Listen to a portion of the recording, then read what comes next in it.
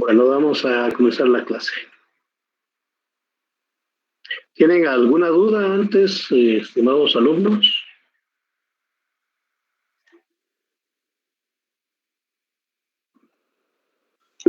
Sí, buenas tardes. Buenas tardes. Disculpe, yo tengo una pequeña inquietud. ¿Cómo se puede ver a los ojos de la filosofía lo que está sucediendo ahorita en nuestro país? En relación a qué me podría decir, disculpe.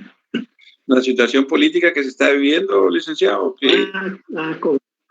Pues vea, fíjese que ese es un punto que cabal lo vamos a ver con el tema de ahora, ¿verdad? Porque esta es una crisis de valores, ¿verdad? Tenemos que verlo desde la perspectiva de la filosofía, la axiología. La axiología es la disciplina de la filosofía que se encarga de ver lo referente a los valores, ¿verdad? Entonces, en su momento lo vamos a ver. Le voy a agradecer que esté atento. Es un punto que tenemos puesto acá.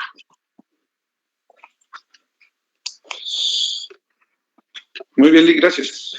Bueno. Licenciado, buenas tardes. Más que una pregunta, una molestia. Perdón. Sí, dígame. Dice que yo tuve unos inconvenientes con mi teléfono, me asaltaron y pues yo no vi lo del formulario hasta que ya lo habían enviado. Entonces con los correos, no sé si hay solución aún para eso. Disculpe, licenciado. Usted, Luciano Rodríguez, ya envió un correo, ¿verdad? Exacto, licenciado, yo le envié un correo. Ayer sí, le pregunté. Vea, fíjese que si ocurre una circunstancia como la suya, pues yo no tengo ningún problema. Ahora, el problema es que en esta sección son varios los alumnos que a última hora están enviando su información. Yo no sé qué es lo que sucede, porque es la única sección que tiene ese problema. Son como 15 alumnos los que han estado enviando. Muy buenos días. Buenas tardes, licenciado. Yo fui la que creé el cuestionario. Lo creé desde el momento que habíamos hablado con su persona el jueves. Hay personas que llenaron hasta 4 o 5 veces el cuestionario. También se les dijo, se les avisó, el compañero Milton habilitaba el grupo y la gente a última hora hace las cosas y a última hora quieren que uno les esté agregando, y yo creo que por eso se tiene que respetar un horario. Se dieron jueves, viernes, sábado, domingo todavía hasta las 4 de la tarde, licenciado, y yo cerré el cuestionario a las 4 de la tarde y a esa hora fue que yo revisé el último con Wilson y se lo hice llegar a su correo. Sí, yo le agradezco mucho a usted y a Wilson porque se tomaron esta molestia. Sin embargo, le digo, es esta sección, yo doy clases en 4 secciones y esta es la única que ha enfrentado ese problema. Es más, fíjense que hay un alumno, yo no sé si es de esa sección, se llama Johnny Crisman Escobar, que me manda, que dice que corrección de datos, pero no me dice de qué sección es. Ya le mandé un correo diciéndole que me diga de qué sección es y no responde. Entonces, cuando yo envíe el examen, si va a pasar esto, ya es responsabilidad de cada alumno. Porque precisamente por eso se les está requiriendo un correo en el cual ustedes habitualmente entren a ver si hay alguna información. Además, ya tenemos previsto el día y la hora para el examen. Entonces, yo lo que les ruego es que sí estén atentos. Pregunta, este alumno, Johnny Crisman Escobar, ¿es de esta sección? Perdón, ¿Johnny qué? Johnny Crisman. Sí, licenciado, buenas tardes. Yo le escribí, fíjese que tuve un inconveniente con mi teléfono, es corporativo y se me dañó, entonces me lo cambiaron. Entonces, sí, pero usted no pone ahí de qué sección es. Y yo le mandé un correo diciéndole que por favor, pusiera el correo, pusiera en la sección y usted no ve los correos.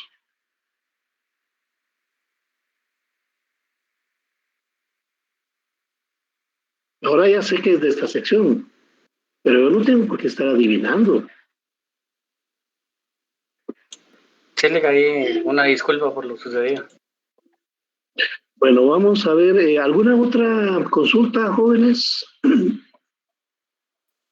Solo para agradecerle, licenciado, muchas gracias y disculpe por estarlo molestando, enviarle correos, oye, pero no es cosa de uno, sino de la situación. Vaya, no hay problema, no hay problema. ¿Alguna otra persona que tenga alguna duda, algo que quiera plantear?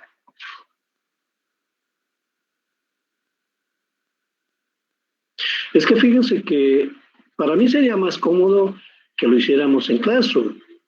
El problema es que ocurre como lo que plantea la compañera Carolina, que hay alumnos que entran 1, 2, 3 veces con diferente correo y la intención es ver el examen o contestarlo. En algunas ocasiones me ha tocado ver que hay alumnos que han respondido 2 o 3 veces el mismo examen. Entonces, eso es fraude, ¿verdad? Lo que corresponde en esos casos es anular los exámenes, pero yo no quiero meterme en esos problemas, por eso lo estoy haciendo de esta manera. Luis Franco López levantó la mano, ¿desea hablar, compañero? Buenas tardes, doctor, y buenas tardes, compañeros. Tal vez metiéndome un poquito en el tema del correo, de que lo mandaron o no lo mandaron. Más compañeros, estamos en una carrera académica muy alta, entonces sí es demandante de nuestra parte, más que todo, estar atentos.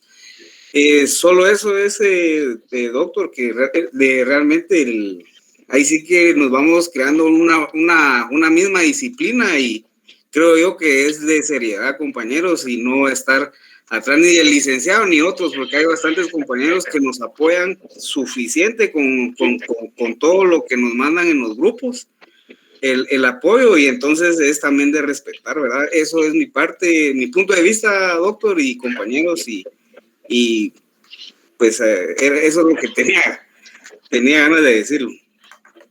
Muchas gracias, compañero. Bueno, si no hay más intervenciones, vamos a comenzar la clase.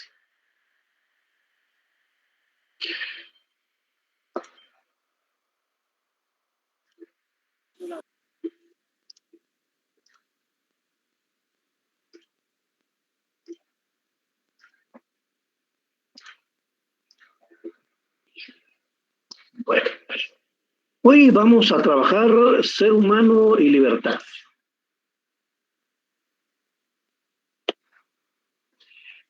¿Qué nos caracteriza como especie? A ver, jóvenes, díganme, para ustedes, ¿qué nos caracteriza?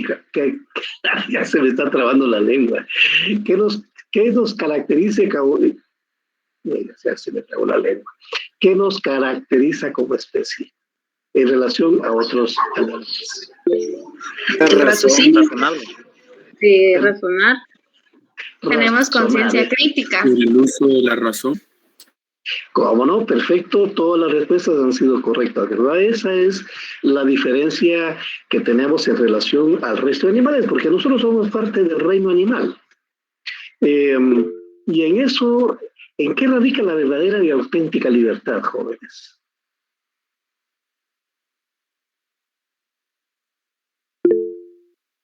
Para ustedes, ¿qué significa la verdadera y auténtica libertad? Que podemos tomar decisiones, ya sean buenas o malas. Muchas gracias. Que podemos emitir juicios. Poder accionar de la manera que veamos que es conveniente, licenciado. Muchas gracias. Tener razonamiento. ¿Cómo no? Muchas gracias. Responder a estas interrogantes implica analizar a fondo la esencia del ser humano y su propia existencia en el mundo. ¿Verdad? ¿Qué nos diferencia el resto de seres humanos o seres vivos? Ya lo plantearon ustedes, ¿verdad? El raciocinio, la posibilidad de poder tomar decisiones. Los demás animales reaccionan instintivamente. ante los condicionamientos que ofrece la realidad. Pues yo no veo que haya, por ejemplo, un pajarito que diga, este árbol o el otro. ¿Cuál de los dos me ofrece mejores condiciones? ¿Verdad? No hay. No reflexionan sobre sus acciones, ni meditan en la manera de cambiar la realidad externa. Al tener conciencia, los seres humanos tienen conciencia de sus actos y se comunican. Nosotros tenemos precisamente eso, conciencia de lo que hacemos y sobre todo mantenemos la comunicación sobre todos los aspectos. Ya ven ustedes Internet, ¿para qué lo usa la mayor parte de jóvenes? Para comunicarse, ¿verdad? Para enviar chat, para ver memes, para ver videos. Es la comunicación. Ese es un carácter intersubjetivo. Ya les expliqué en la clase anterior qué significa intersubjetivo. Se lo repito. Cada persona piensa, razona. Esa es una función subjetiva. Entonces, si juntamos todas las subjetividades que existen en un área, estamos hablando de una especie de intersubjetivismo.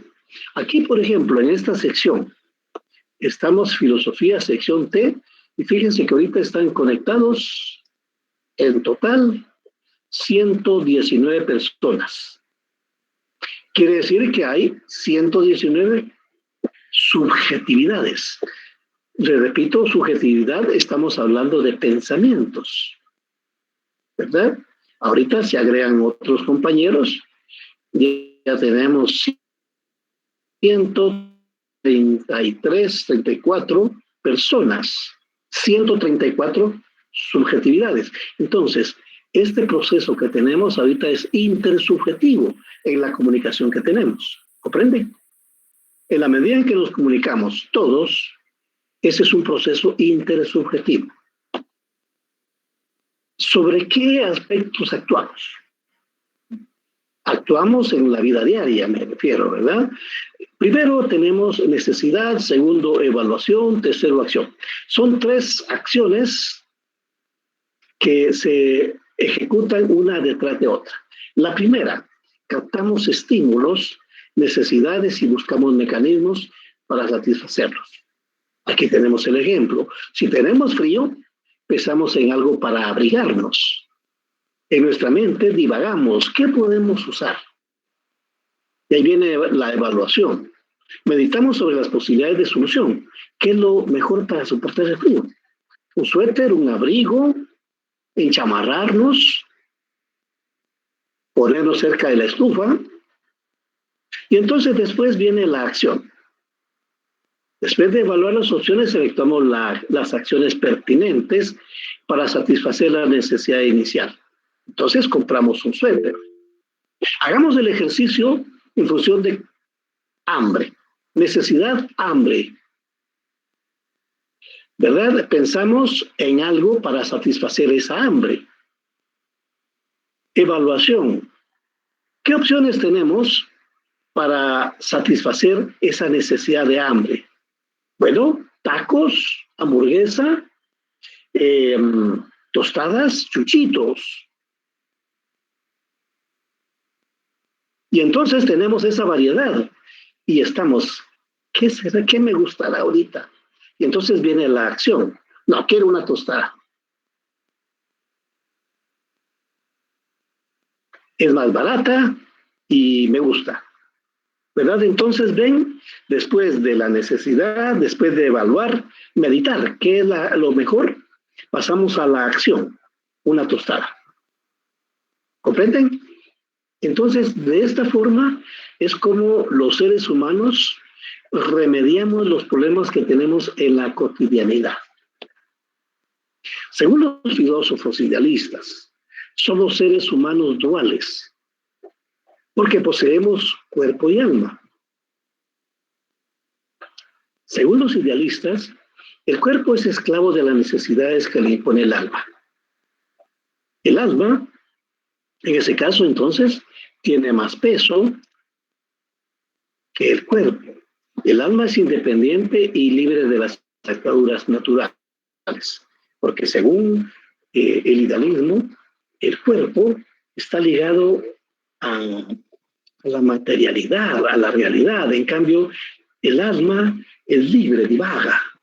Es más, cuando alguien muere, el alma vuela. Eso es lo que dicen los filósofos idealistas, ¿verdad? Entonces, tenemos un pensamiento dual, cuerpo y alma.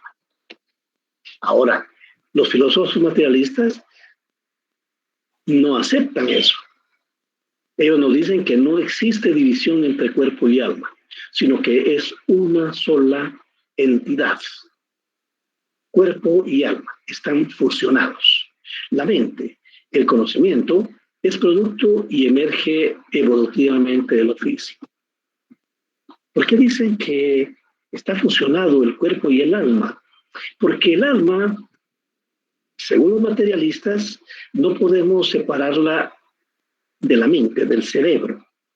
El cerebro es un órgano poderoso que nos ayuda para muchos aspectos.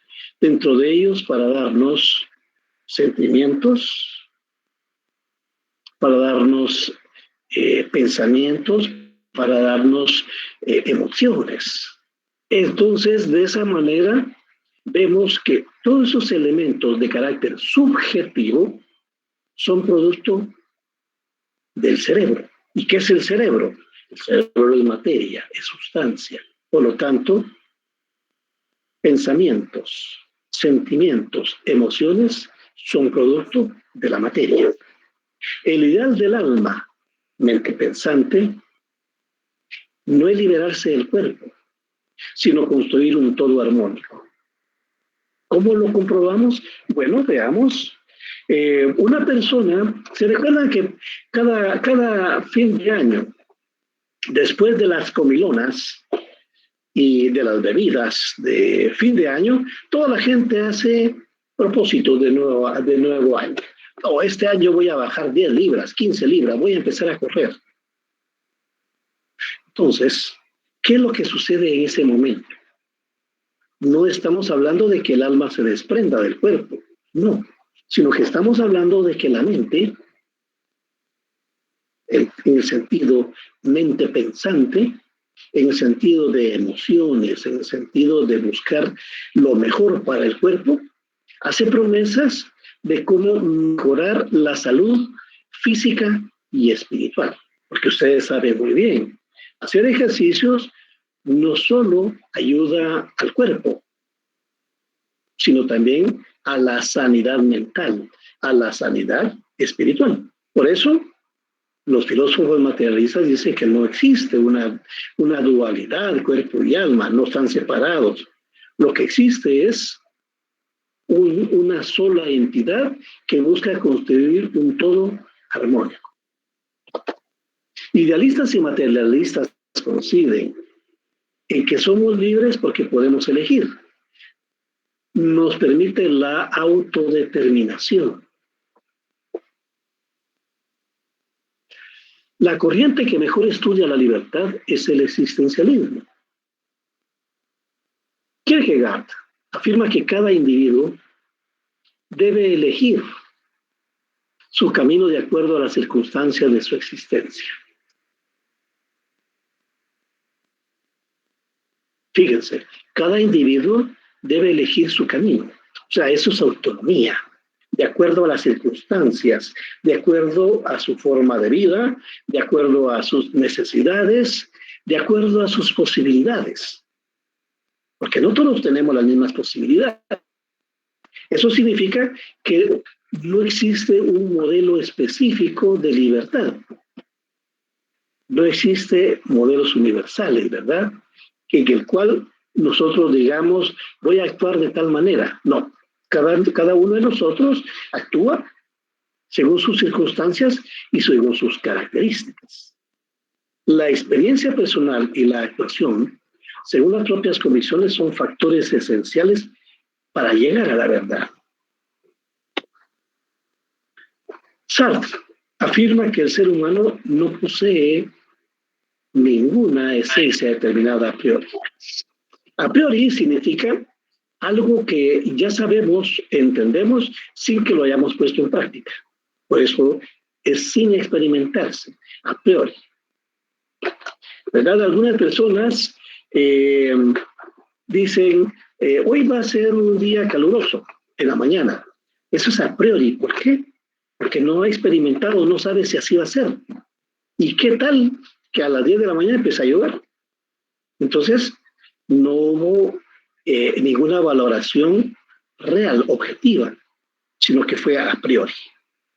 Su esencia, la del ser humano, es la indeterminación, el estar siendo, haciéndose constante y permanentemente. Entonces, según Sartre, el ser humano, cuando nace, no tiene una esencia determinada. No, esa es la diferencia que tenemos cuando hablamos de destino. Destino es un término utilizado en el idealismo, porque supuestamente los seres humanos ya estamos predestinados para algo, ¿verdad? Esa es parte del pensamiento religioso. Dios nos ha deparado un destino. No. Según el materialismo, la esencia del ser humano es ser indeterminado, el estar haciéndose constante y perennemente. Mi futuro, yo lo estoy construyendo. Nadie me lo impone, ni nadie me va a decir cómo es. En la medida en que yo voy construyendo mi futuro, en esa medida voy a hacer algo. Otro ejemplo, ustedes, estimados alumnos, ustedes están estudiando para abogados y notarios. ¿Qué están haciendo ahorita ustedes? Construyendo su futuro. De ustedes dependerá si van a ser buenos o malos abogados y notarios. O de repente alguien, ay no, qué hueva, no, ya no quiero seguir estudiando. ¿Quién lo decidió? La misma persona. Y se queda. Ya para cuando hable con sus nietos, decir, sí, yo estudié Derecho. Sí, me quedé en segundo semestre. Mientras que otros le van a decir a sus nietos, sí, mira, ahí está mi cartón. Yo me gradué de abogado y notario. ¿Ven? Nada está hecho. Según Sartre, su esencia, la esencia del ser humano es la indeterminación, el estar siendo, haciéndose constante y perennemente. Ustedes están haciendo constante y perennemente. Es una filosofía de la acción que obliga a buscar nuestra esencia en nuestros propios actos. Nosotros construimos nuestro futuro, nosotros construimos nuestro destino. En el existencialismo, la libertad se define como la necesidad de elegir en forma permanente ante los condicionamientos que el mundo ofrece o impone. Ustedes pueden verlo. El mundo nos ofrece muchas opciones, pero somos nosotros los que decidimos qué queremos hacer de nuestra vida.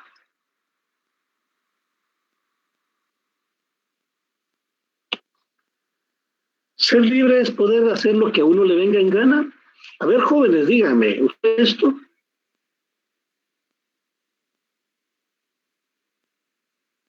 No, licenciado, no es así. Entonces, licenciado, para mí la libertad siempre está condicionada a algo. O siempre está cerrada a algo. Muchas gracias. A la moral o algo por el estilo. Lick, una cosa es libertad y otra es libertinaje. Ya, muchas gracias. Entonces, los postulados del idealismo parecieran afirmar que la libertad no tiene límites. Estamos en el idealismo, ¿verdad? Para Kant, la libertad radica en la autonomía de la voluntad. Autonomía de la voluntad quiere decir que yo voy a hacer lo que considero conveniente. Esa es mi voluntad. La condición para ser libre descansa en su racionalidad y exige que no esté condicionada fuera de la propia voluntad. Kant asume la libertad como un valor subjetivo, voluntad del sujeto e individual, acciones de cada individuo. Entonces, según Kant, Los seres humanos somos libres de tomar decisiones. Y no lo hacemos en forma colectiva, sino que lo hacemos en forma individual. Cada uno de nosotros construye su futuro y decide qué hacer. Esa es la voluntad del sujeto. Es la acción de cada individuo. Pues bien, Kant también nos presenta el imperativo categórico. Vamos a ver qué es el imperativo categórico. Según Kant, nadie tiene derecho a instrumentalizar a ninguna persona, porque ésta tiene un valor absoluto. Es un fin en sí mismo, que no debe utilizarse como medio para otra cosa. ¿Cómo podemos interpretar esto que nos plantea Kant en el imperativo categórico? Primero descompongamos imperativo categórico. ¿Qué es un imperativo? Un imperativo es algo que yo tengo la obligación de hacer. ¿Se recuerdan? El lenguaje nos decían imperativo. Haz, hace, toma, come. Eso es algo imperativo. Tenés que hacerlo. Entonces, cuando Kant nos habla del imperativo categórico, es algo de lo cual los seres humanos estamos obligados a hacer. ¿Comprenden? No es algo que si quiero hago, si quiero no hago, sino en términos filosóficos, Kant nos dice, esta es una obligación del ser humano. Lo debe hacer, le guste o no le guste. Y categórico, en el sentido de que es algo de lo cual no puede renunciar. ¿Verdad? Es algo que tiene que ser así. ¿Qué es un imperativo categórico? Bueno, por ejemplo, con las vacunas contra la COVID-19. Hay mucha gente que dice, ay, no, yo no me vacuno, porque me da miedo, dice que es mala, pero hay un imperativo categórico. El imperativo categórico es que si yo quiero preservar mi vida, tengo que inmunizarme. Ese es mi imperativo categórico, porque yo tampoco quiero contribuir a contagiar a otras personas. Ustedes saben que a uno vacunado le puede dar todavía el COVID-19, pero le da en una escala menor, no es un factor de muerte. Entonces, yo, por ejemplo, creo que firmemente que es necesario vacunarse, porque detrás de la vacuna hay toda una experiencia científica. Cientos de científicos han estado detrás de la vacuna. Entonces, para mí es un imperativo categórico, porque quiero salvar mi vida. ¿Comprenden ahora qué es un imperativo categórico? Bueno, vamos a ver. Según Kant, un imperativo categórico es que nadie tiene derecho a instrumentalizar a ninguna persona porque ésta tiene un valor absoluto. Es un fin en sí mismo, que no debe utilizarse como medio para otra cosa. Entonces, el imperativo categórico es que ni ustedes, ni yo, ni ninguna persona tiene derecho de aprovecharse de otra persona. Esto es un principio que es válido cuando se recuerdan en la historia, hay seres humanos que fueron sometidos a la esclavitud. ¿Por qué? Por el color de su piel. Imagínense qué terrible que haya habido seres humanos que esclavizaron, que instrumentalizaron a otros seres humanos por el color de su piel, jóvenes. Miren, yo soy morenito. A mí me han instrumentalizado también. Lo hizo también Hitler. Entonces, Kant nos dice, señores, señoras, hay un imperativo categórico en términos filosóficos. Nadie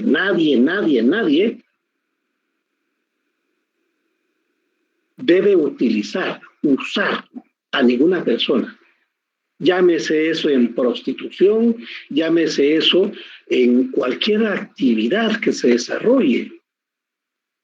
Vean ustedes, por ejemplo, en Guatemala, algo tan cotidiano, las tortillerías.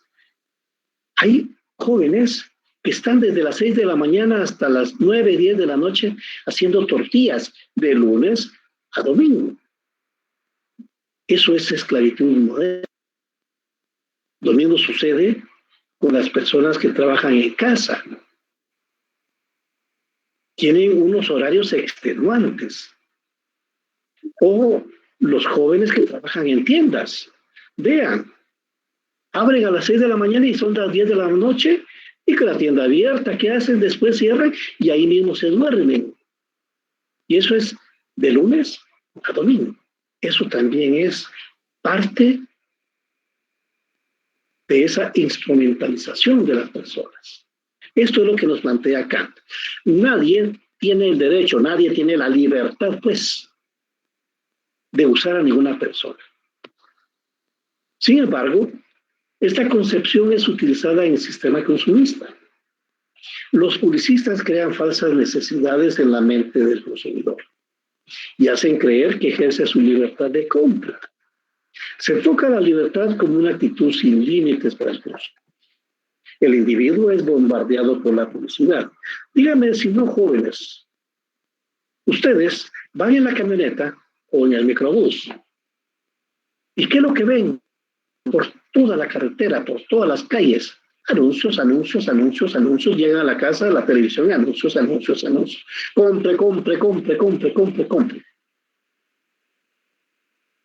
Este sistema nos hace creer a nosotros que somos libres de poder comprar todo lo que nos ofrecen. Pero en realidad hay libertad en eso.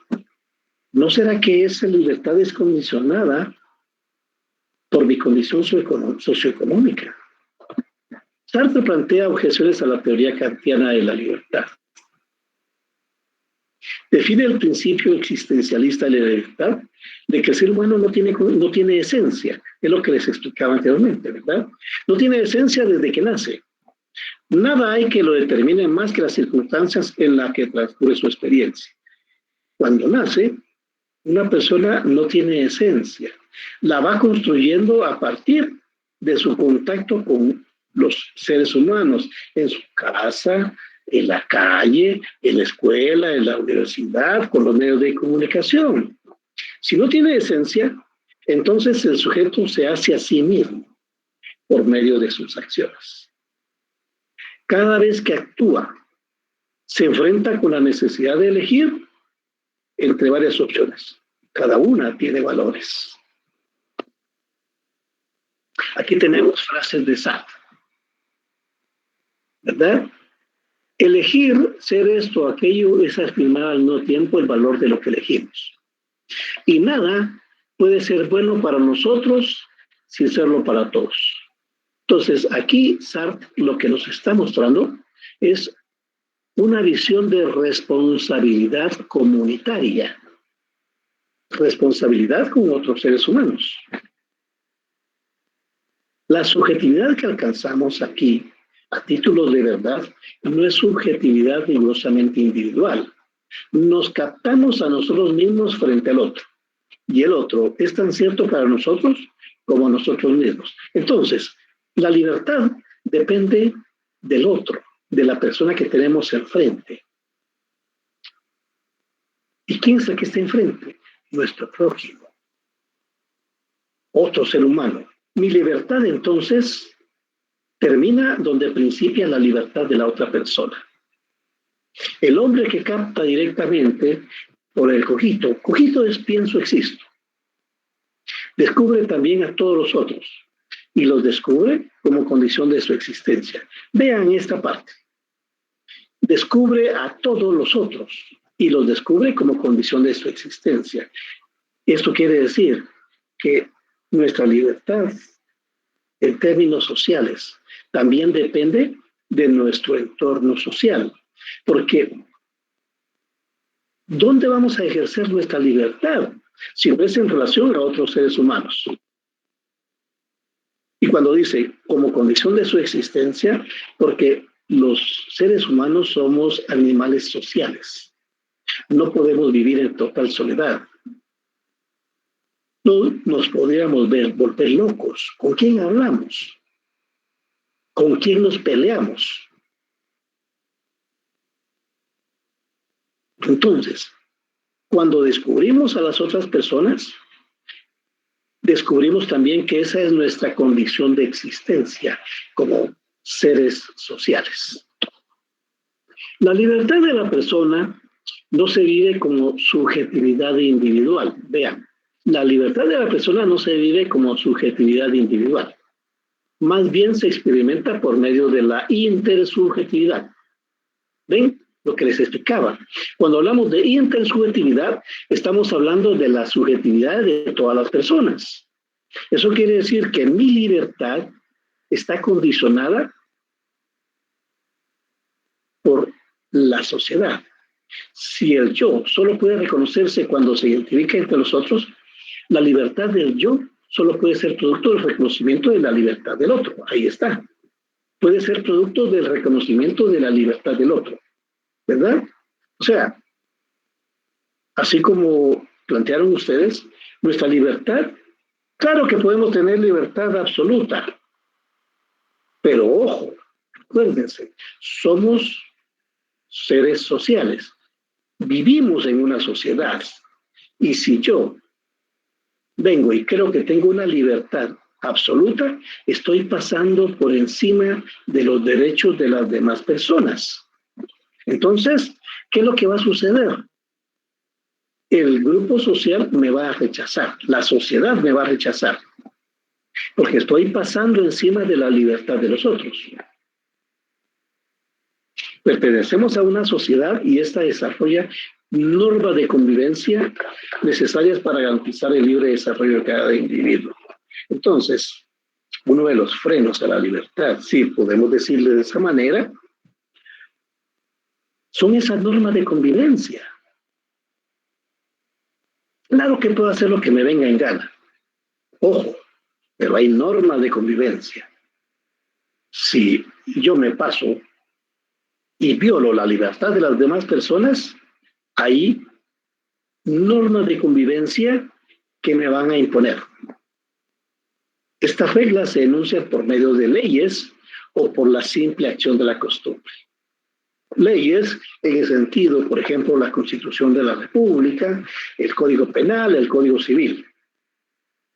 O, en términos sociales, cuando estamos acostumbrados a determinados aspectos, ¿verdad?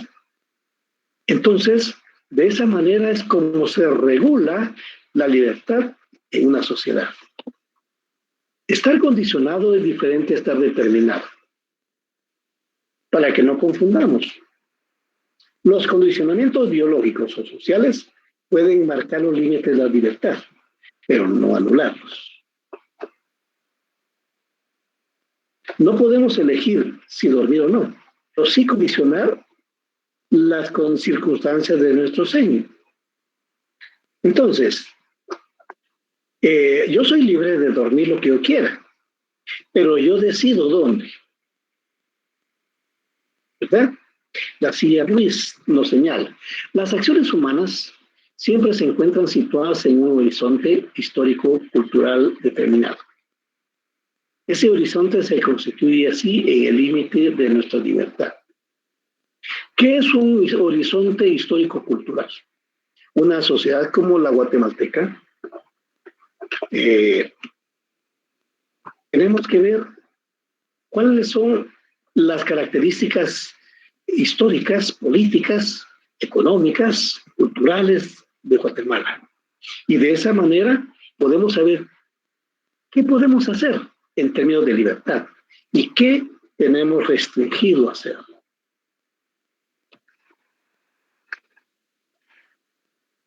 Nuestra dimensión social nos obliga a ser responsables de nuestros actos. Ese es un principio fundamental, ¿verdad? La responsabilidad, la dimensión social, porque no somos individuos que podemos tener libertad independientemente de los otros. No. En nuestra libertad tenemos que pensar también la existencia de otros seres humanos. La definición de libertad depende de la forma en que se conciba la razón. El concepto de razón crítica enfatiza en que el ser humano es de naturaleza social, lo que les explicaba, ¿verdad? El ser humano necesita un entorno social para existir. Los individuos someten a la esfera pública sus principios, participan del diálogo social y construyen su universo ético a partir de consensos. ¿Cómo podemos explicarnos eso? Bueno, veamos. Ustedes quieren formar parte de un equipo de fútbol.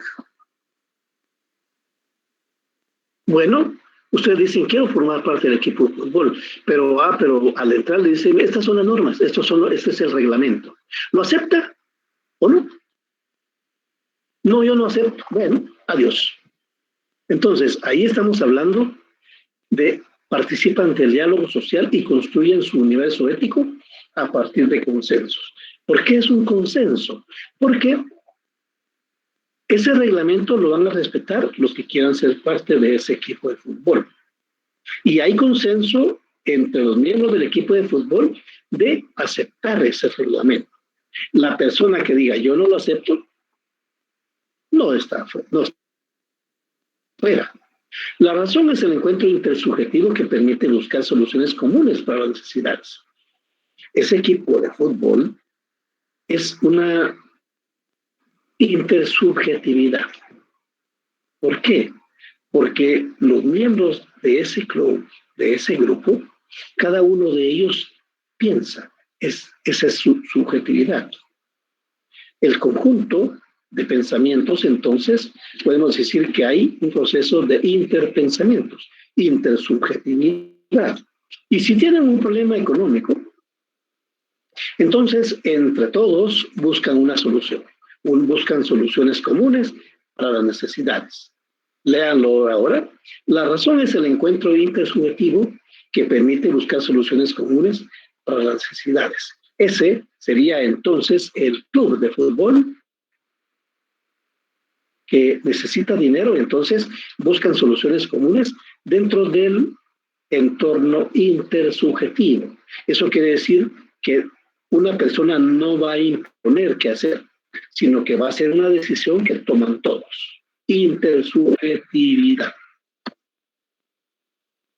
Según Sartre, es imposible tener conciencia del yo sin tener la propia del tú. Cada individuo se define a sí mismo en función de su especificidad, de su diferencia con respecto a los demás. Entonces, lo que les explicaba en términos de libertad, mi conciencia y libertad está en función de la otra persona.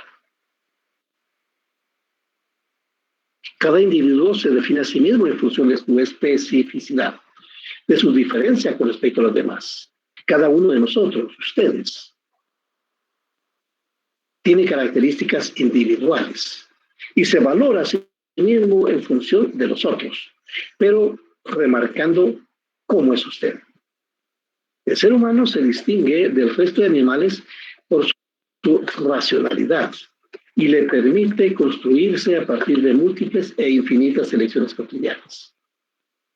Entonces, la libertad es esencialmente social, ¿verdad? Es social porque vivimos en una sociedad y ejerzo mi libertad en ese entorno. Yo no voy a decir, para ejercer mi libertad voy a salir de la sociedad y voy a ir a hacerlo a una montaña o a un bosque. Ahí voy a ejercer mi libertad. ¿Qué sentido tiene? Porque la libertad está en función de las otras personas. Bueno, veamos ahora, ¿qué son los valores? Valor, cualidad o conjunto de cualidades por las que una persona o cosa es apreciada o bien considerada. Los valores son importantes para una convivencia social armoniosa. Las relaciones humanas se debilitan si no existen valores en la forma de actuar de los individuos, porque no habría criterios comunes de convivencia. Entonces, un valor es aquel que yo ejecuto, pero que yo no puedo decir, yo soy una persona de valores, así como no. Los valores no están en función de que yo los diga, sino están en función de que yo los ejecute en relación a otros seres humanos. Solidaridad. Yo soy solidario, así como no, ¿y cómo lo hago? Usted va a ser solidario en la medida que ayude a otras personas. Yo soy puntual, así como no. ¿Y en qué momento es puntual? Eso no lo va a decir usted, eso lo van a decir los otros. Esa persona es puntual. No, esa persona es impuntual. ¿Comprenden? Aquí tenemos los valores. Bondad, compromiso, generosidad, creatividad, fortaleza, paciencia, tolerancia, perdón, puntualidad, integridad, sinceridad, solidaridad, fraternidad. Entonces, como les digo, todos estos valores son los que nos hacen mejores seres humanos. Son los que permiten una buena convivencia en un entorno social. Pero, repito, yo no puedo decir soy bondadoso, yo soy tolerante, yo soy disciplinado. ¿No? Eso lo tienen que decir otras personas. Por eso los valores se miden no en función de la persona, sino que está medido en función del impacto que tiene en otras personas. La Escuela de Frankfurt plantea una naturaleza social de los valores. Evidentemente, porque solo en una sociedad existen los valores. Son conceptos, creaciones humanas, de naturaleza ideal, abstracta. Pero existen cuando se materializan. Los valores surgen a partir de consensos intersubjetivos. Si yo digo que soy puntual, ¿cómo se va a valorar? Bueno, se va a valorar en función de las personas que piensen eso. La honradez es una idea. No existe si no se materializa en acciones concretas. Nadie es honrado solo porque diga que es honrado. Las acciones observadas por otros determinan la validez de la honradez. Y así sucede con los demás valores. Como digo, no basta con decir yo soy honrado, yo soy ético. No. Son las personas las que deben juzgar si yo soy honrado, soy ético. ¿Existe crisis de valores? A ver, jóvenes, ¿existe crisis de valores en Guatemala o no? Sí, por supuesto. ¿Y cómo se manifiesta? En la corrupción que estamos viviendo a nivel político, es un ejemplo. Ya, muchas gracias. ¿Algún otro compañero? Yo, licenciado, en tirar la basura en la calle. Creo que eso ha afectado mucho a nuestro país. Muchas gracias, tiene toda la razón. Miren cómo tenemos el Motagua. Muchas gracias. ¿Alguien más? Licenciado, también se manifiesta en la base de la familia, perdón, en la familia, perdón, en la base de la sociedad. Yo creo que esa es nuestra principal problemática. Muchas gracias. ¿Alguien más? Licenciado, la delincuencia se manifiesta a través de los valores. La pérdida de valores, ¿verdad? Exactamente. Muchas gracias. En todas las épocas se ha dicho que existe crisis de valores. Las épocas de grandes cambios son acompañadas por crisis en general y de valores en particular. Fromm dice que los valores son un componente de la ideología o visión del mundo de las personas. Critica el capitalismo, critica el sistema de valores del capitalismo, porque convierte el trabajo en una mercancía y al trabajador en consumidor. Ambos dejan de valer por sí mismos y adquieren un valor de cambio. Esto nos dice Fromm. Sin embargo, fíjense ustedes que no solo se trata de cómo esta sociedad nos instrumentaliza en términos de que valemos en función del dinero que tengamos, que carguemos una camisa en la cual esté el logo de una marca, igual que el pantalón, igual que los zapatos, y que vayamos a restaurantes caros y que eso lo mostremos en las redes sociales para que diga, mire qué lujo el cuate. No. Fíjense que también hay crisis de valores en una sociedad como la guatemalteca, que era lo que me preguntaba al principio un compañero. ¿Qué necesidad tienen las personas de robarse lo que nos pertenece a todos? Por ejemplo, yo soy una persona que pago mis impuestos y me imagino que ustedes hacen lo mismo. Y donde trabajamos ni siquiera decidimos si queremos pagar los impuestos. No, de una vez los retiran, ¿verdad? Lo que ganamos ya viene descontando los impuestos. Y que vengan políticos y se lo apropien. Eso es una pérdida de valores. Porque fíjense ustedes, en la actualidad, la política es una palabra pervertida. Es una palabra maldista. Pero ¿quién no quiere hacer política para hacerse rico? En realidad, política tendría que partir de un criterio ético. El criterio ético es el hecho de que yo voy a hacer política para buscar el bien común, para servir a la población, no para enriquecerme. Sin embargo, ustedes ven que en Guatemala existe un sistema de partidos políticos. Hay como 20 partidos. ¿Qué se traduce? Prácticamente nada. Porque todos lo que buscan es alcanzar el poder para volverse millonarios. Vean ustedes el presidente Yamatei. Cuando pedía el voto, decía, incluso con palabras altisonantes, te voy a decir al compañero o compañeros que tienen prendido el micrófono que lo apaguen, por favor, porque hace interferencia. En el momento que deseen hablar, lo pueden prender. Rosadelia, tu micrófono. ¿Quién tiene prendido ese micrófono? Vean que ya me quitaron la concentración. Bueno, entonces le decía, hay como 20 partidos. Pero, estaba yo hablando de Alejandro Yamatei. Dijo que iba a sacar a Guatemala del Parlacén. Dijo que iba a eliminar las AAS porque con estos términos solo sirve para darle de hartar al presidente, al vicepresidente y a su seguridad y a su familia.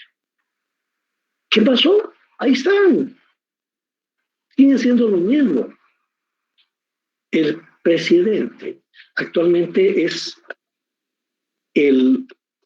la persona que ha estructurado la alianza oficialista que conforman diferentes partidos políticos. Dentro de ellos, el narcopartido UCM. Fíjense, en esa alianza hay narcotraficantes, en esa alianza hay corruptos. Y esos son los que nos están gobernando. ¿Y qué hace el Ministerio Público? Absolutamente nada. Esta señora que está actualmente fiscal general, Consuelo Porras, ella llegó allí porque la eligió el expresidente Jimmy Morales y la eleccionó bien. Ella ha servido precisamente al sistema, no a la lucha contra la corrupción, a la lucha contra la impunidad.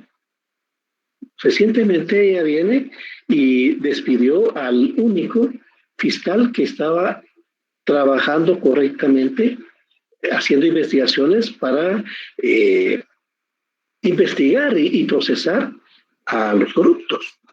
¿Por qué lo hace? Porque ella trabaja de tú a tú con el presidente Alejandro Yamatei, a quien dice que es su amigo. Y no solo es esto. ¿Sabían ustedes que la fiscal general dice que tiene un doctorado? Pues bien, hay un estudio, hay un análisis que determina que su tesis, que es solo de 80 páginas. Ustedes saben que una tesis de doctorado debe tener un mínimo de 300 páginas a 900 páginas. La de ella es solo de 80, incluyendo la bibliografía. Y muchas partes de su tesis fueron copia de una tesis de un licenciado, de un abogado notario. Entonces, ¿ustedes creen que esa es una persona con valores? Efectivamente no. ¿Verdad? Entonces, el compañero me preguntaba, ¿cuál es mi opinión? ¿Cómo podemos analizar lo que está sucediendo? Pues es una crisis desde la perspectiva punitiva, desde la perspectiva del derecho, de las leyes. Estamos viendo la existencia de delincuentes que están ejerciendo el poder. Bueno, vamos a ver, estábamos acá, ¿verdad? Esta es la última diapositiva que tenemos. ¿Verdad? El sistema trastoca los valores, nos hace creer que el valor supremo es el dinero. Y ese es el punto final, fíjense ustedes. Porque ¿por qué hace esta gente todo esto? Por dinero. No entienden que nos vamos a morir. Todos. Dinero y poder. Así es, dinero y poder, ¿verdad? Y en última instancia, ¿en qué nos vamos a convertir después? Entonces, ese es uno de los grandes problemas. Bueno, jóvenes, ahí tenemos, abro la discusión para si quieren, tienen que compartir algo.